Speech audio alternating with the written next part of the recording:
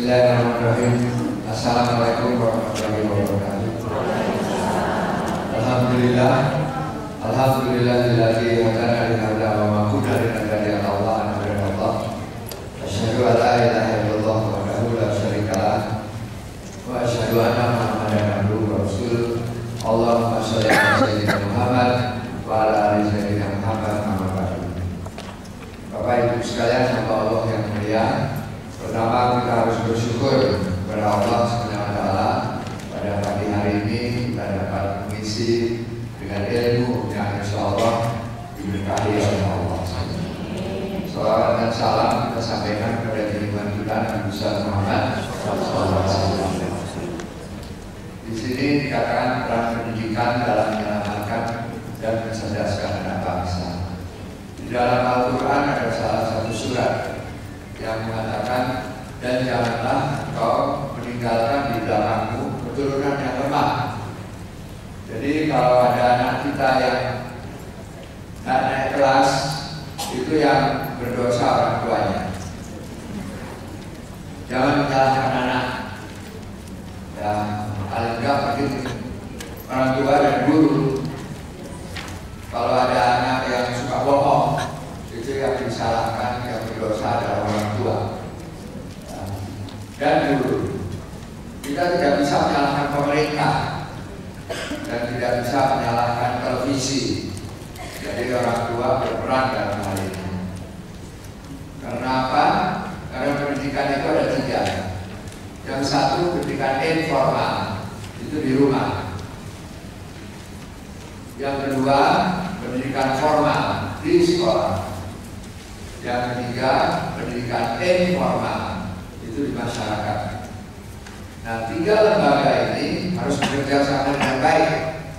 Umpamanya kita mengatakan kepada anak nggak boleh merokok. Nah, kan saya udah umur 16 bu, tetap nggak boleh merokok.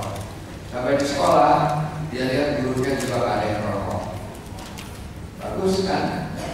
Tapi sampai di terminal dia lihat ini orang kok merokok semua. Nah, dia agak bingung, Bang, kok di terminal pada ngerokok? Tidak ada yang jualan sih. Itu sebabnya saya dibayar berapapun oleh perusahaan jarum. Pernah saya dilamar untuk memberi satu seminar dengan bayaran 30 juta. Saya nggak, sebab membawa nama jarum. Jarum itu bukan jarum super, tapi jarum kanker. Itu harus kita ketahui. Kalau kita mengajarkan jujur di rumah, di sekolah juga harus jujur. Kalau dia temuin nanti di sekolah anak-anak teman-temannya pada nyontek naik kelas, dia enggak, dia bingung. Karena itu pendidikan itu harus dikembangkan oleh tiga lembaga ini bersama-sama. Yang kedua, apa sih sebetulnya pendidikan itu? Pendidikan itu adalah memproses anak-anak supaya bisa mengembangkan potensi yang disebut spiritual, keagamaan, pengendalian diri, kepribadian, kecerdasan, akhlak mulia, dan keterampilan. Itu semua. Ya. Mungkin anaknya cerdas, tetapi dia nggak sholat, itu belum berhasil. Mungkin dia sholat, tapi anaknya nggak cerdas, itu belum berhasil. Mungkin dia sholat, dia cerdas, tapi suka marah-marah, nggak berhasil, nggak bisa mengendalikan diri. Ya. Jadi yang disebut berhasil kalau kekuatan spiritual, pengendalian diri, kepribadian, kecerdasan, akhlak mulia, dan keterampilan ini dicapai. Ya. Caranya bagaimana? Caranya ibu dan bapak harus punya rencana dan sadar bagaimana caranya kita mengembangkan anak ini dengan menciptakan suasana. Kalau suasana rumah tangga itu tegang, orang tuanya mengeluh terus, ibu itu terus marah-marah aja, ya anak tidak bisa berkembang. Itu sebabnya anak yang bisa berkembang itu adalah anak yang berada pada rumah tangga yang suasananya sehat.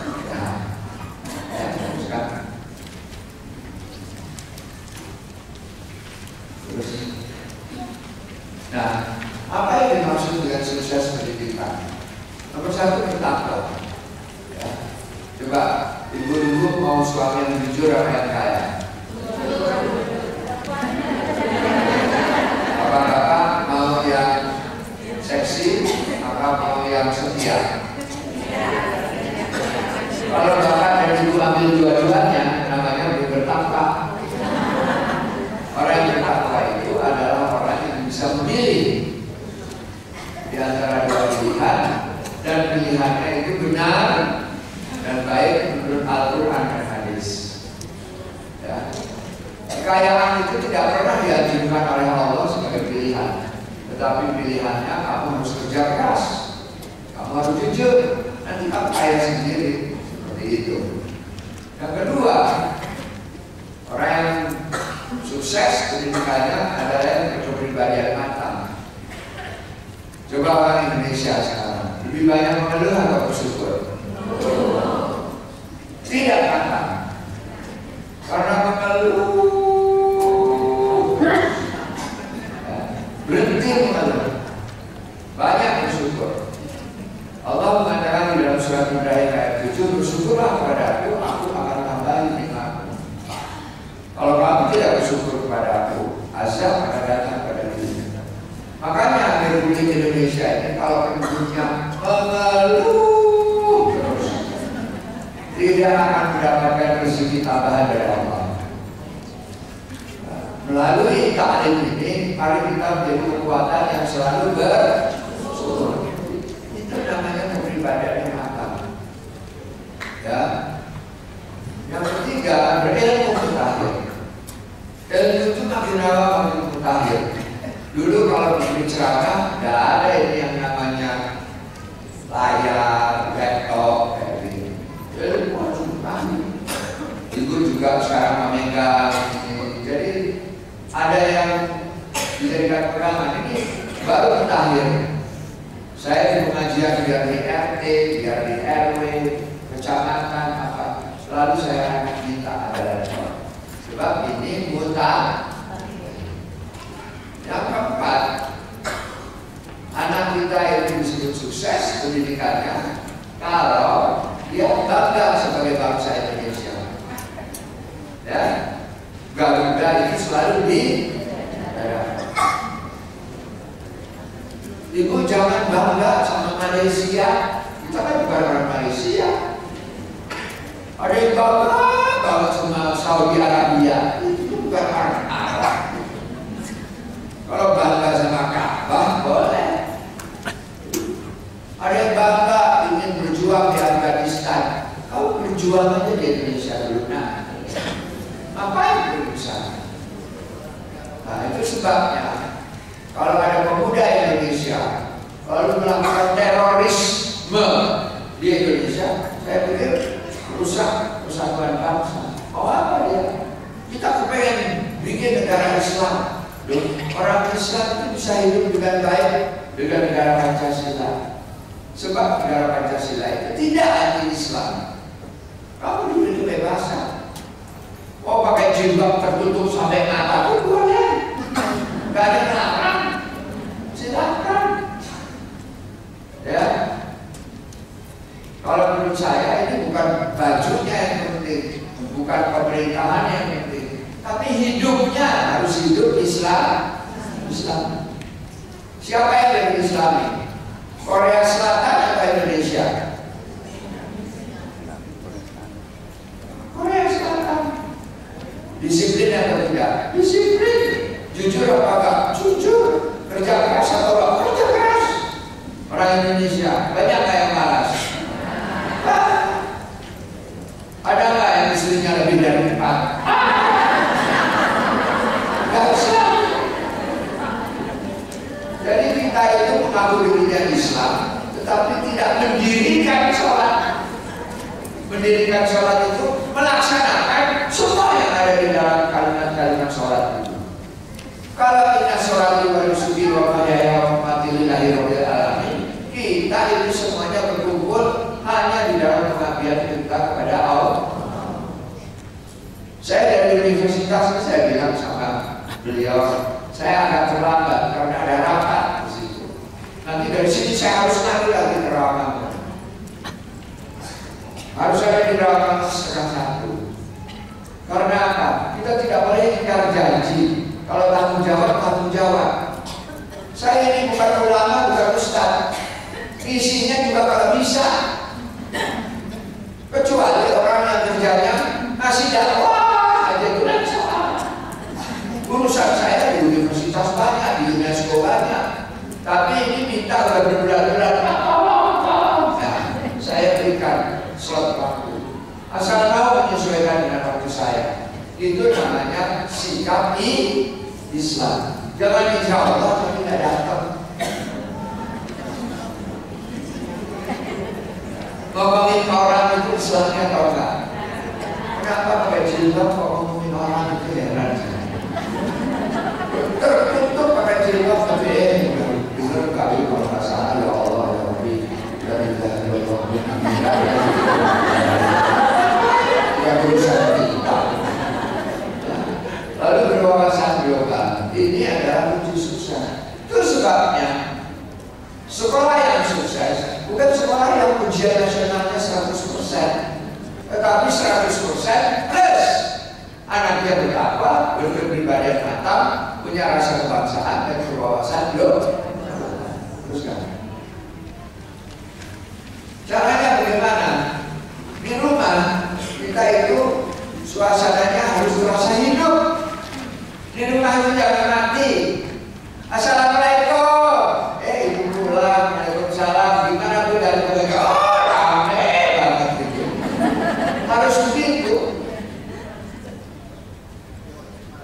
Jangan assalamualaikum. Masuk pak, pintunya nggak dikunci. Bu, assalamualaikum.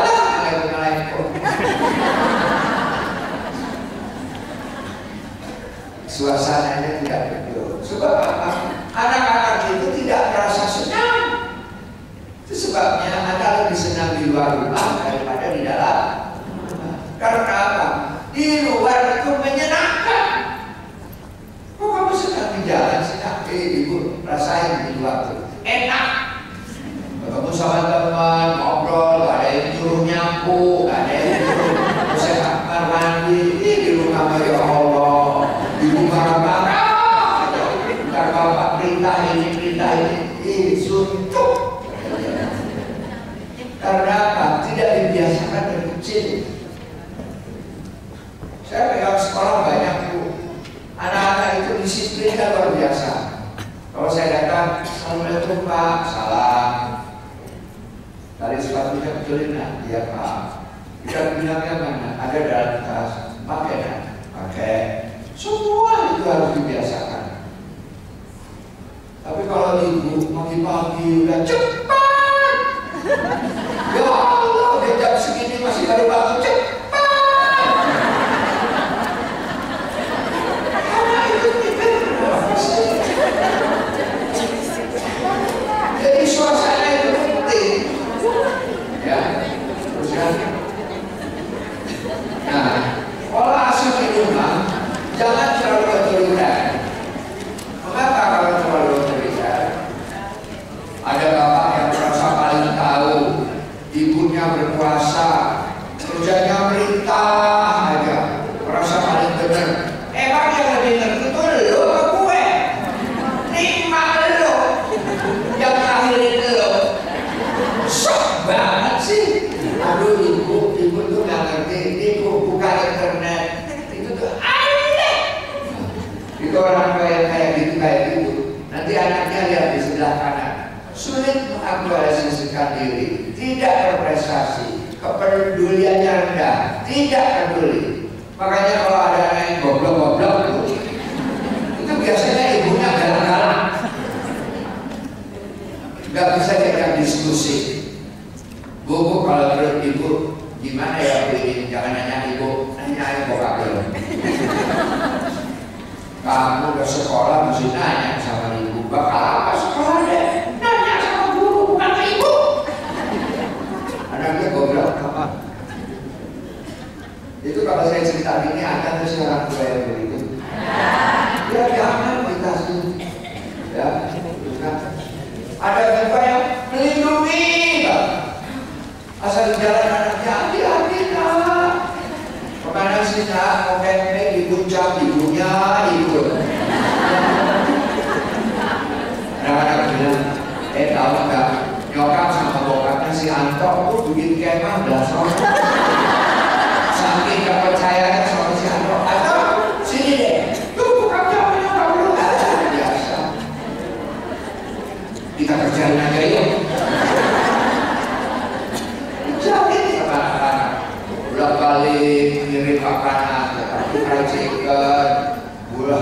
berke, kata anak-anak enak juga toh ada bokapnya Kapelo di situ.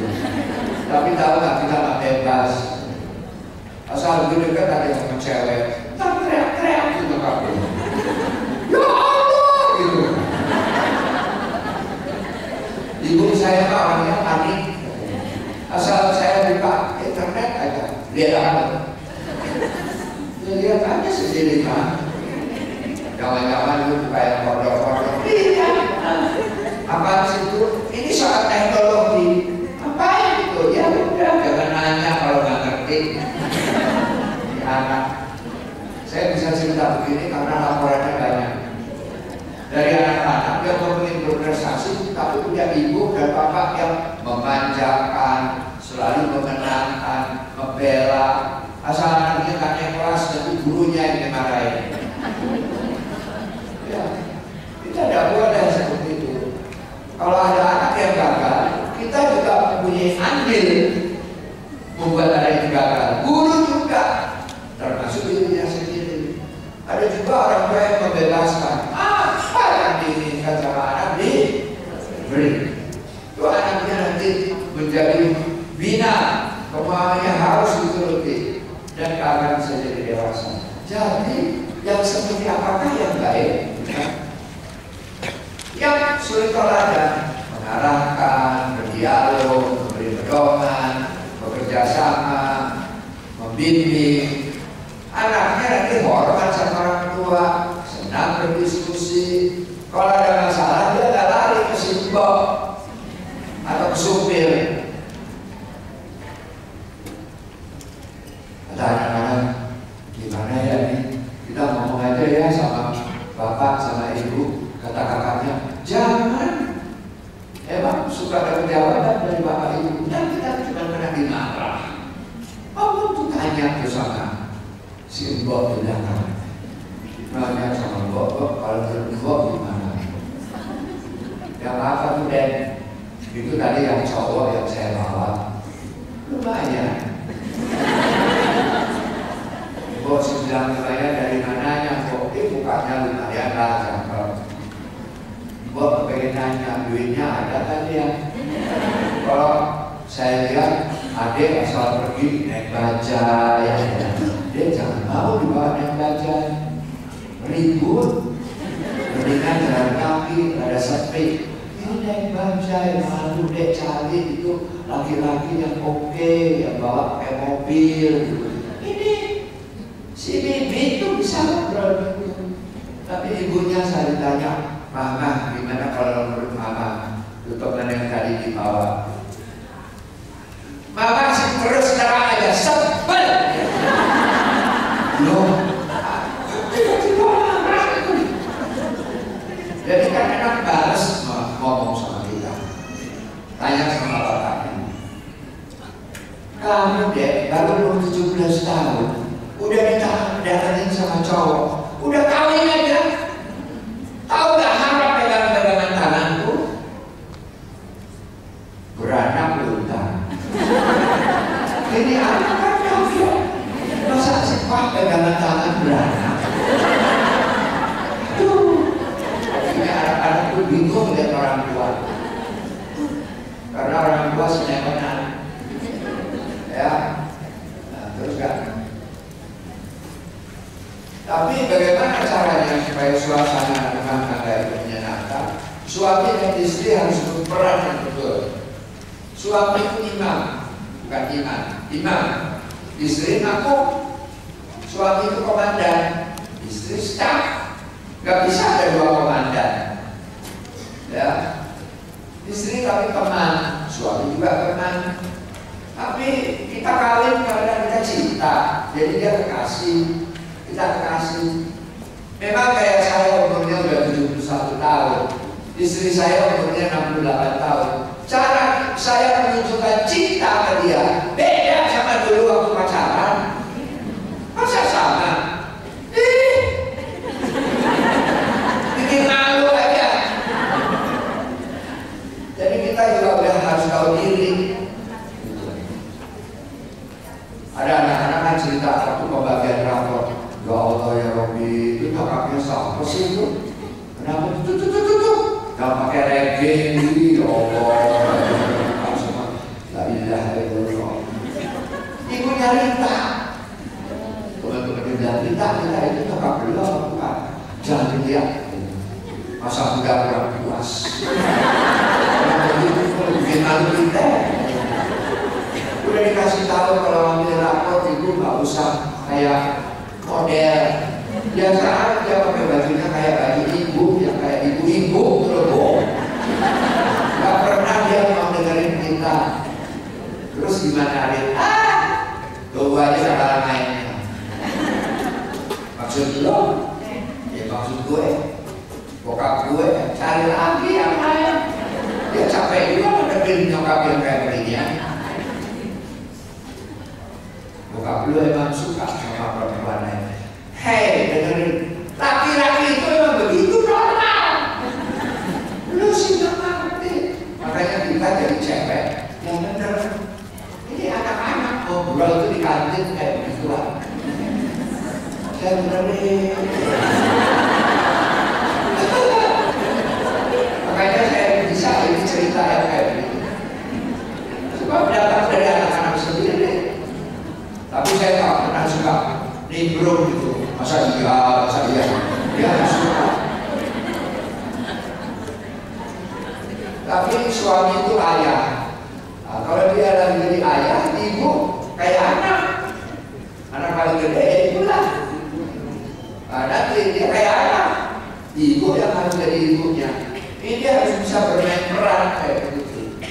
Jangan punya suami itu kayak komandan, terus di tempat tidur kayak komandan. Di ruang tamu kayak komandan, di ruang makan kayak komandan. Makan, siap.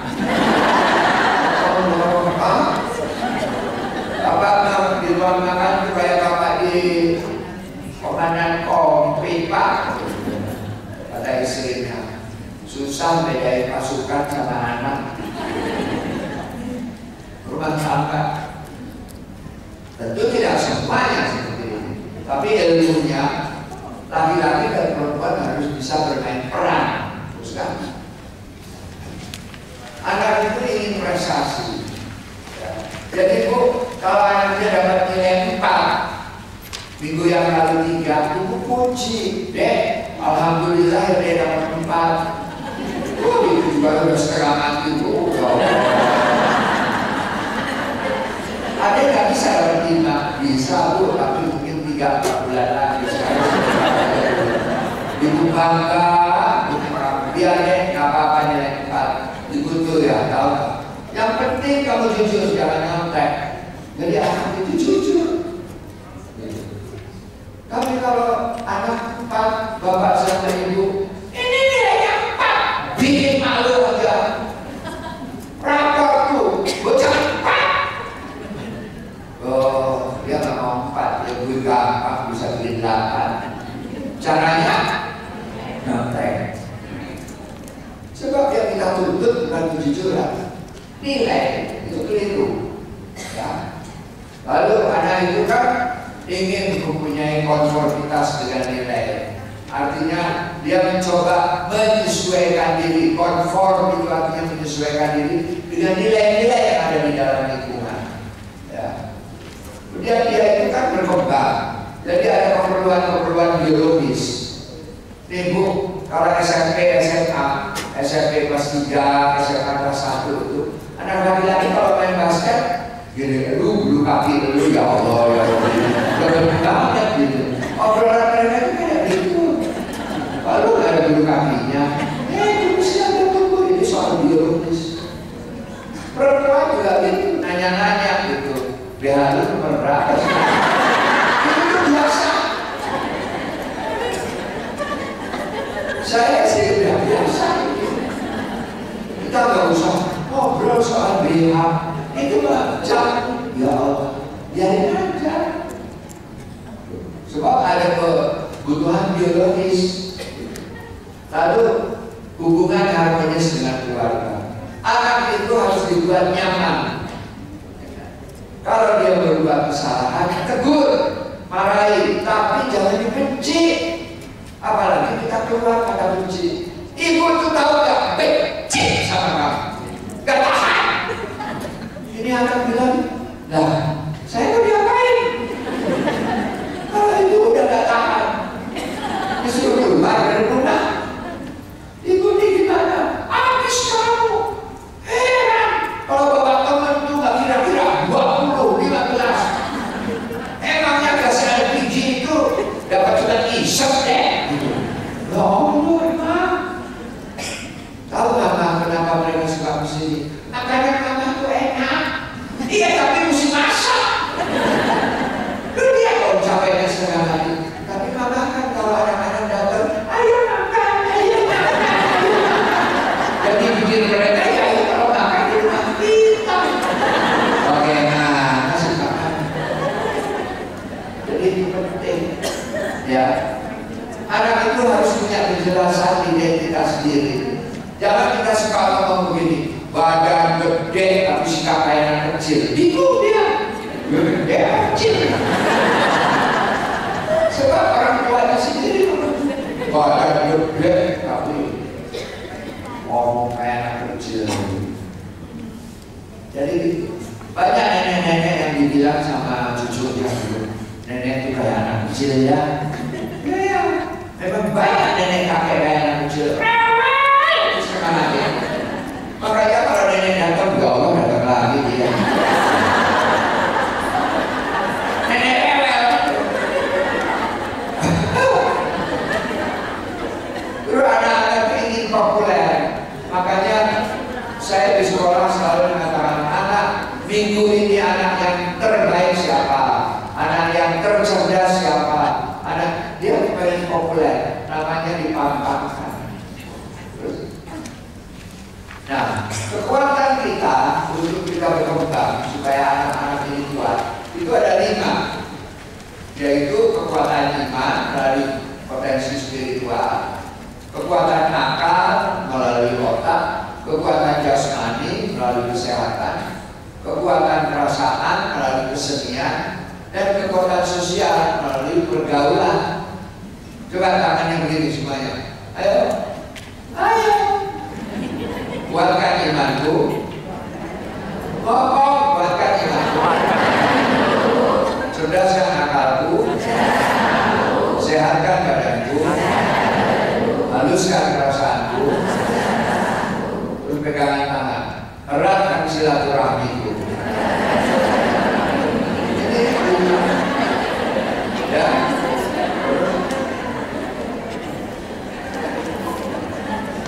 Di dalam mengembangkan 5 potensi itu kita harus punya sikap. Sikap itu harus stabil. Apakah kita introvert? Introvert itu pendiam. Apa ekstrovert? Ekstrovert itu suka terbuka. Tapi harus stabil. Optimis. Yang di bawah bermasyarakat, fleksibel, emosi seimbang, hati-hati kalau ngomong. Jadi orang tua itu harus berhati tenang, sejuk, bersemangat, gembira, hangat, harus begitu.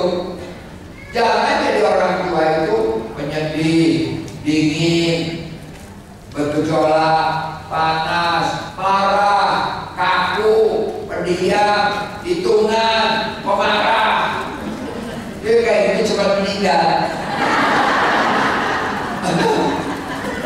Orang itu harus ada humor dikit gitu, tapi nggak jorok. Saya kalau lihat di televisi itu ada humor gitu, tapi jorok saya nggak suka. Tapi kalau dia ngomong tapi cerdas, nggak apa-apa, boleh. Tapi harus hangat. Makanya kalau anak pulang sekolah, ada yang pulang. Kenapa sih ibu kayak kalian banget? Iyalah dari pagi nungguin kamu, ibu udah masak, kalau makan deh. Terus kan, jangan anak pulang, kau baru pulang. Kamu lihat jam berapa ini? Aneh. Itu anak suka punya pikiran untuk pulang. Marah-marah sih aneh. Mama kenapa mas marah-marah? Ibu tuh capek sendirian dari pagi sampai sore. Kamar mandi, kamar makan, kamar tidur, dapur. Kamar mandi, kamar makan, tidur, dapur. Itu aja deh. Ya Allah. Lah yang jadi ibu siapa?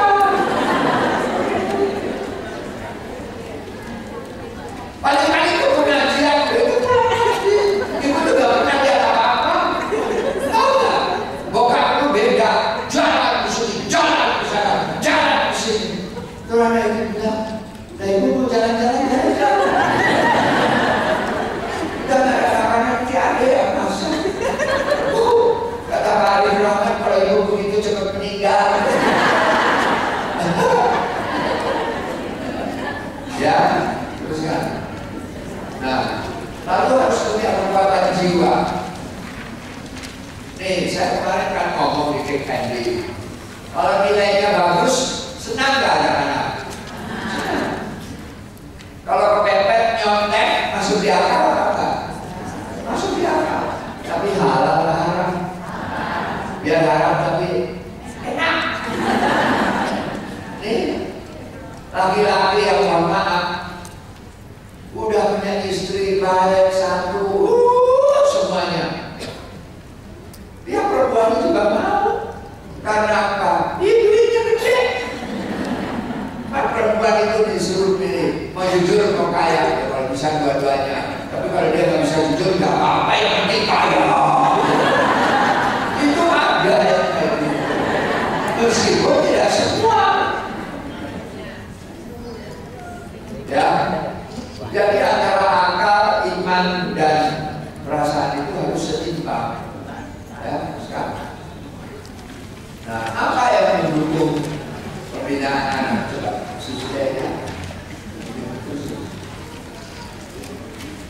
Nah, ini dulu.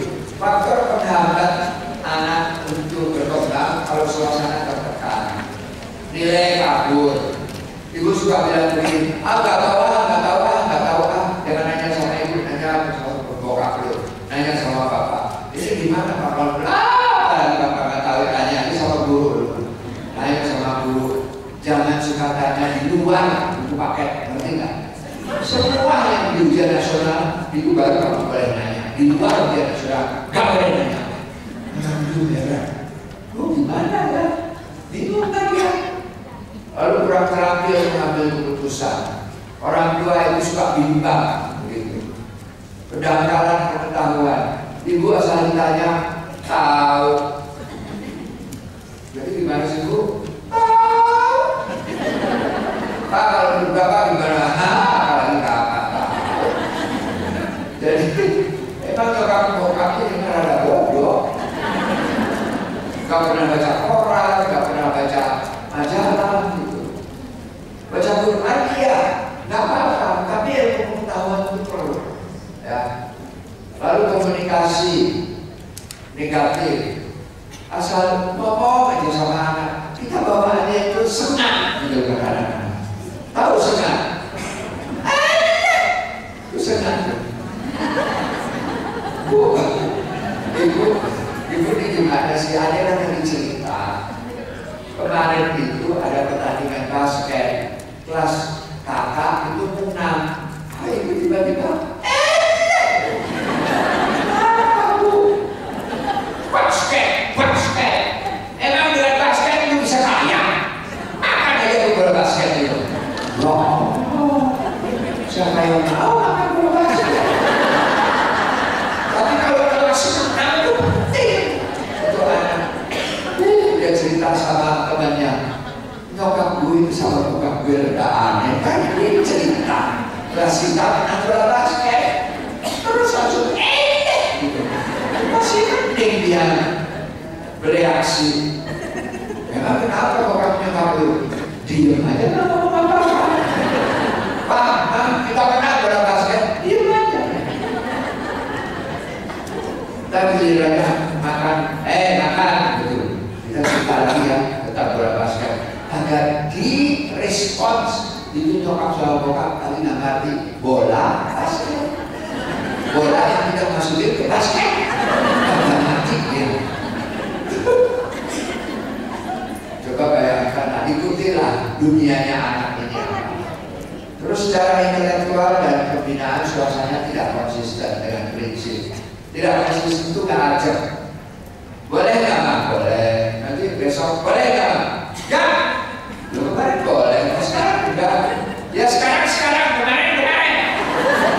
loh.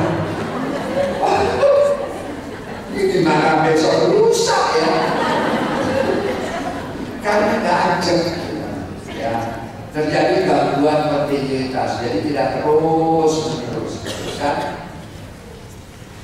Nah, hal yang mendukung pembinaan anak adalah sudah bisa keterbukaan, fleksibilitas, tegas, berencana, ada kepercayaan, keyakinan, toleransi, kemandirian, berani ambil risiko, orientasi kepada penyelesaian tugas, dan yang paling penting adalah iman yang kuat. Assalamualaikum warahmatullahi wabarakatuh. Sudah. Ya ini sama aja. Ya, hanya saya karena bertakwa nomor satu, terus dan yang lain-lainnya. Assalamualaikum warahmatullahi wabarakatuh.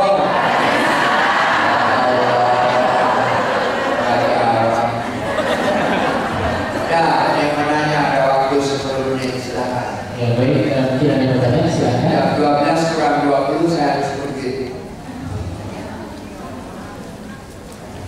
Assalamualaikum warahmatullahi wabarakatuh. Salam. Hari Ahmad yang bersama. Ada sedikit yang membuat saya bergejolak tentang maraknya operasi sesar. Apa? Operasi sesar untuk melahirkan anak itu. Ibu jangan nanya operasi sesar saya. Ini dokter, enggak mau jawab. Tanya soal pendidikan yang ini dari tadi kiranya operasi sesar. Memang dokter. Ayo, coba yang nanya.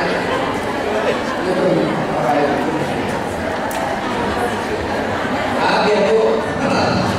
Tanya operasi sesar. Assalamualaikum warahmatullahi wabarakatuh. Di mana orangnya? Berdiri dong. Oh iya berdiri. Oke. Baik Pak, terima kasih waktu yang diberikan kepada saya.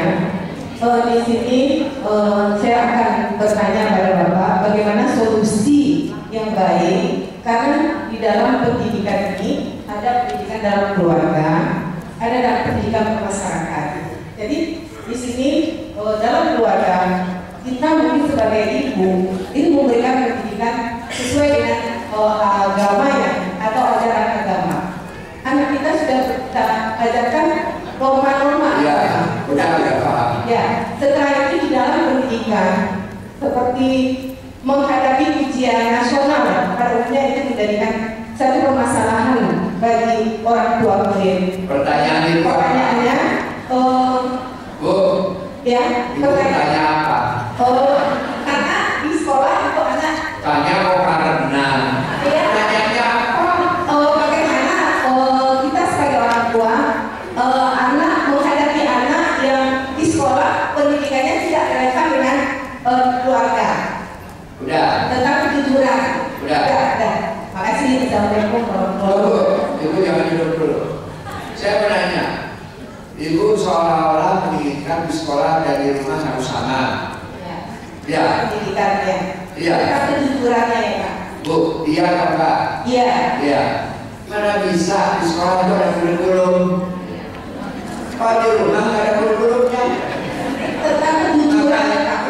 Makanya di rumah itu namanya pendidikan di sekolah pendidikan normal. Apa yang Ibu minta? Mengenai karena kita sudah menanamkan sikap yang jujur kepada anak di rumah, tetapi di sekolah itu di apa ya? Gini, ada penyelesaian. Sekolah dan orang tua harus sering bertemu melalui perwakilan orang tuamu. Jangan ngumpulin orang tua cuma ngambilin duit. Jadi bertemu tentang apa yang dibolehkan dan apa yang tidak boleh. Jadi antara rumah dan sekolah supaya sepaham. Itu jalan keluarnya. Ya, udah. Terima kasih. Kadang-kadang Pak, sebentar Pak, tapi kadang-kadang sekolah Udah kok ini Pak, tanya jawab bukan diskusi. Ada pertanyaan berikutnya apa Pak?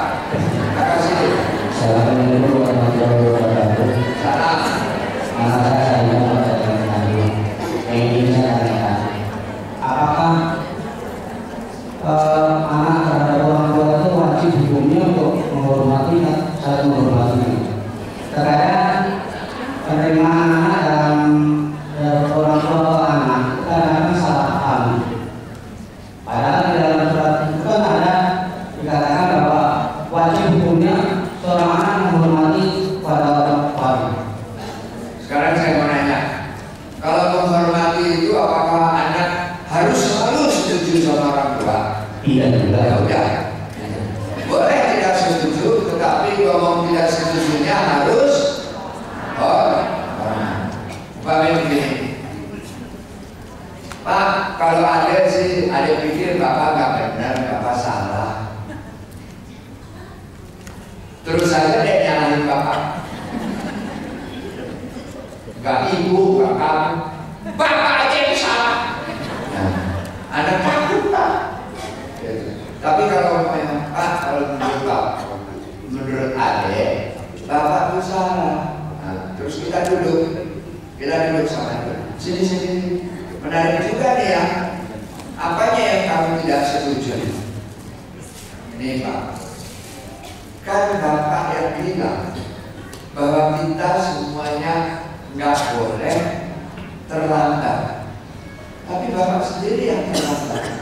Ibu nanya kenapa Bapak terlambat.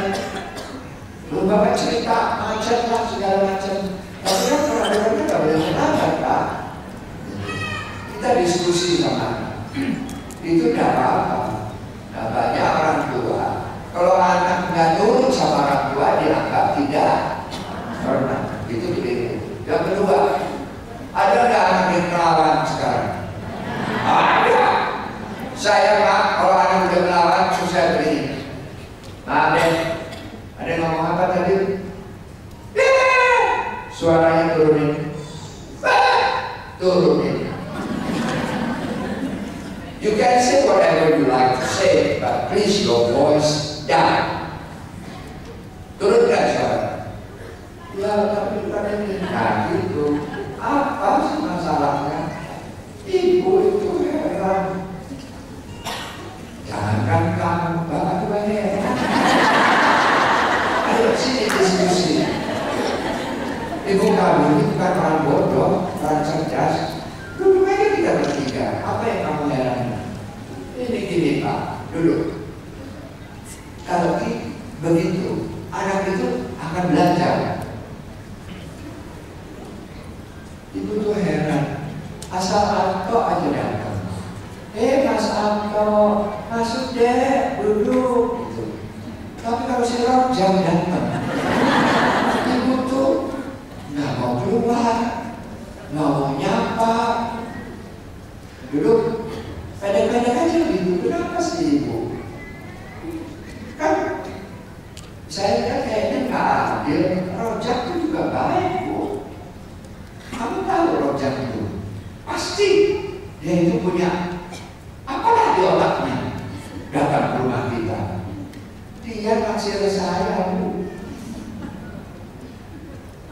Ya gimana kalau lu sama Rojak? Ya Allah, Ibu ini baru SMA kelas 2. Sama Rojak gimana maksud Ibu kawin? Iya, ada yang mikir-mikir soal kawin. Jadi ada diskusi. Itu tuh bagus. Itu Pak yang dimaksud hormat itu. Boleh beda pendapat, boleh menyangka, tapi yang tidak boleh adalah boleh melawan, tetapi yang tidak boleh adalah tidak hormat kepada kita. Ini ada ayatnya. Terutama untuk orang anak-anak menghadapi orang yang sudah agak lanjut usia. Dan hormatilah dan janganlah kamu mengatakan itu dulu apa ya. Jadi di Al-Quran itu ada itu surat-surat pendidikan. Nah, bagaimana anak tahu bahwa ini sopan ini nggak sopan? Kita yang kasih tahu. Kita yang kasih tahu. Dek, apa-apa kalau sudah makan, porsinya masukin lagi. Ibu aja enggak, ya itu yang salah. Bu, masukin porsinya. Sambil jalan ibunya udah rewel banget. Tapi hidup rumah tangga harus begitu. Terus begitu. Saya mohon maaf Bu, Pak ya. Murid saya ribuan. Sekarang di hari ini ada 7 sekolah sekolah di life school, ada 1 sekolah Garuda Cendekia, ada 3 sekolah di sana. Saya disuruh jadi penasehatnya. Saya iyain aja, soalnya cuma kasih nasihat, nggak susah. Ya. Tapi nasihat saya selalu hormat kamu sama orang tua dan guru. Awas nak, terutama sama ibu kamu. Ibu kamu itu harus dihormati. Sudah ibu, ibu. Sudah ibu, ibu. Baru kakak. Jadi bagus pertanyaannya, Pak. Pertanyaan berikutnya. Assalamualaikum warahmatullahi wabarakatuh. Di mana ini? Berdiri atau Nek? Pertanyaan saya, bagaimana cara pelaksanaan yang memiliki sifat cuek? Ya, oke. Saya tunggu dulu. Saya menanya sama. Ini sifat cuek ini tiba-tiba dari lahir cuek? Atau dia lama-lama kok jadi cuek? Iya, lama-lama jadi cuek. Nah, yang dari untuk cuek sama tidak cuek itu harusnya siapa? Jadi kalau Tunggu dulu, siapa? kan ada orang tuanya. Iya, ada orang tuanya, tapi yang lebih dewasa atau yang sesama dia? Iya, anak itu kan cuek. Nah, sekarang siapa yang membimbing anak itu?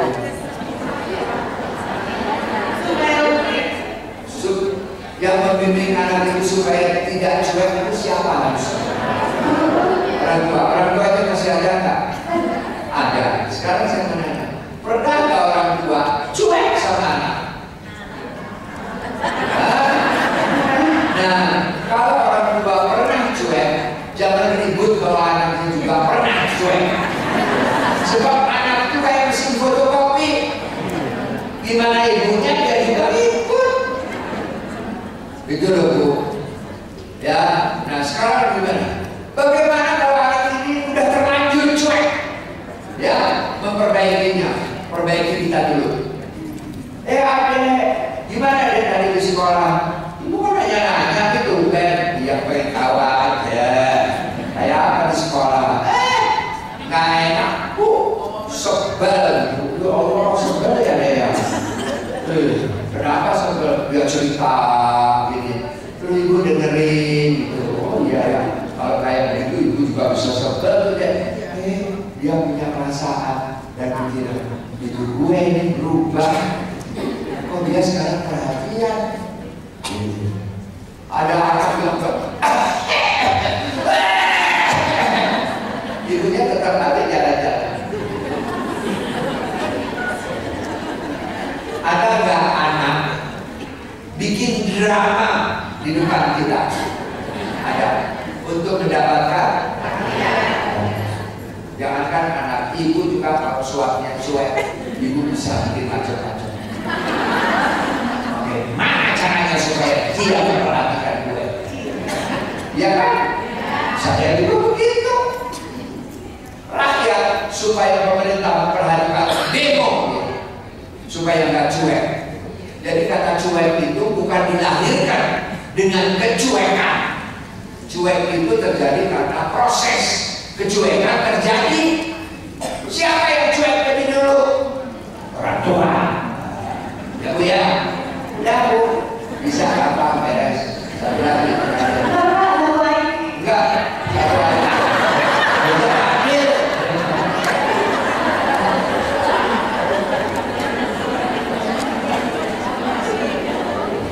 Ya, gimana Pak? Assalamualaikum warahmatullahi wabarakatuh. Pak Ali, saya terbiasa memberikan banyak pertanyaan. Agak keras Pak. Saya terbiasa memberikan untuk banyak pertanyaan dan itu sudah terjadi. Jadi anak supaya Banyak pertanyaan, apapun yang dia tanyakan. banyak pertanyaan. Bagus. Terus satu hari, ini sudah lewat beberapa tahun yang lalu, anak saya merasa sulit menjawab pertanyaan yang ada di soal yang diujikan. Iya. Karena jawabannya itu tidak pasti, ada beberapa hal semuanya benar. Iya. Ya. Seperti itu. Saya kadang susah menjawabnya. Ya. Saya suka memberikan kebebasan kepada anak, mana yang saya terbaik untuk lakukan itu. Boleh tanya, anaknya umur berapa? Saat itu, waktu ini tahun yang lalu. Oh, tahun lalu umur berapa? Umur 17. Umur 17. Ya. Ibu bapak sekalian, salah satu ciri perkembangan jiwa anak menjadi matang itu adalah bertanya. Ya, bertanya. Kalau orang asing selalu mengatakan ini, umpamanya, adek, yuk pergi ke rumah oma. Ada apa pak? Ulang tahun. Ngapain pergi ke situ pak? Nah, kita suka balik tanya. Ngapain kamu nanya? Ya adek nanya. Kalau dia ulang tahun, kita terus ya. Tapi kalau di rumah ini ulang tahun, apa ibu, apa bapak, apa adek, dia nggak pernah datang. Ngapain kita ke sana? Jawabnya apa? Dan hidup itu nggak kayak timbangan, ngerti? Hidup itu kita tanya kepada kewajiban kita. Kalau orang tua itu sedang bersyukuran, sebaiknya kita datang apa enggak? Menurut Allah gimana? Ya kalau menurut Allah pastilah kita mesti datang. Tapi kan ada yang nanya, nih, ngapain kita pergi? Jawab aja, Allah yang menyuruh. Saya begitu. Masa anak-anak di SMA ini emang nggak boleh pak ciuman? Nggak boleh. Kenapa pak yang enak nggak boleh? Karena Allah yang mengatakan tidak boleh. Kecuali kamu muhrim. Oh Islam itu ya pak? Ya agama lain nggak diurusin yang kayak gitu. Ya itulah Islam. Untuk menyelamatkan kita semuanya peraturannya kayak begitu. Nggak masuk di akal. Memang nggak pakai akal. Pakai apa pak? Pakai aturan. Kalau aturannya mengatakan tidak, nggak usah tanya mengapa tidak. Bapak sendiri nggak bisa jelasin. Sebab bapak juga tahu ciuman sama perempuan itu enak.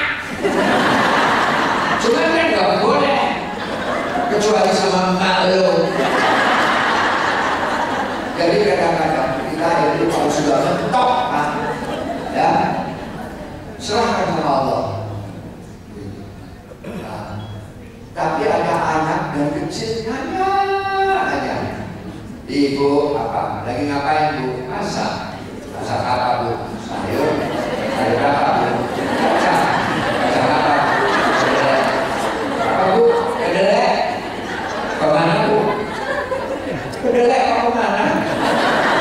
Kedelai. Kan kalau kacang kan kalau hijau kacang hijau, merah kacang merah, panjang kacang panjang. Ini kok kedelai sih bu? Mana tahu ibu kenapa ibu deh? Ibu tahunya kalau yang kayak begini kedelai. Ya kenapa bu? Sudah dari semuanya deh. Itu begitu kesepakatannya kalau di kita namanya kedelai. Kalau di Amerika namanya soya beans. Kamu di sana kalau belanja, kamu nggak bisa bilang I want to buy kedelai. Nggak ada yang ngerti. I want to buy soya beans. Coba kalau orang Amerika pergi ke pasar Rawamangun, saya mau beli kedelai. Jadi bahasa itu memang berbeda saya. Bisa jawab segitu aja anak senang. Tapi kalau kita begini, terus saja nanya, terus. Apa yang nggak kamu tanyakan di hidup ini? Hebat, anak itu akan berhenti kan? Lalu dia menjadi anak yang bodoh. Jadi bertanya itu adalah jendela untuk membuka pengetahuan. Ya, mari kita berdoa. Allahumma ighfir lil mu'minin wal mu'minat wal muslimin wal muslimat al-ahya minhum wal amwat bil hajat. Allahumma ighfir lana dzunubana wa liwalidayna warhamhuma kama rabbayani shaghira. Rabbana zalamna anfusana wa illam taghfir lana wa tarhamna lanakunanna minal khasirin. Rabbana atina fid dunya hasanah wa fil akhirati hasanah wa qina adzabannar. Amin amin ya rabbal Assalamualaikum warahmatullahi